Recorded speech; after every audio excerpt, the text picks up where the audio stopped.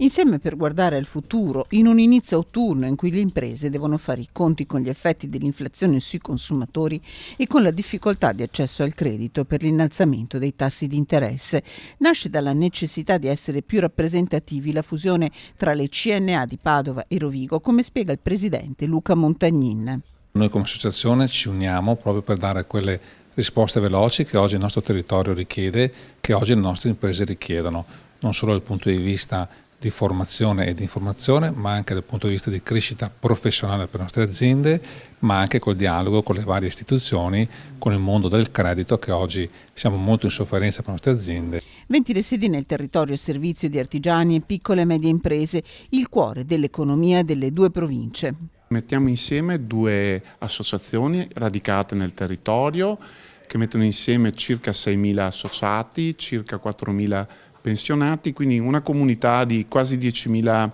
persone tra imprenditori ed ex imprenditori che si candida a rappresentare i problemi, le opportunità e i progetti delle imprese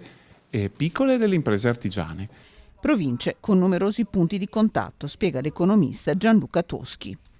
Sono due province che, ahimè, un po' come tutte quelle italiane, si trovano ad affrontare i problemi di una demografia che ha appunto una situazione di calo, e questo riverbera ovviamente da un punto di vista delle aziende in una diminuzione proprio anche della forza lavoro. Poi ci sono degli altri punti di contatto, per esempio nelle specializzazioni produttive. Si scopre ad esempio c'è questa parte manifatturiera che aggancia il nord della provincia padovana, ma poi scende giù fino appunto alla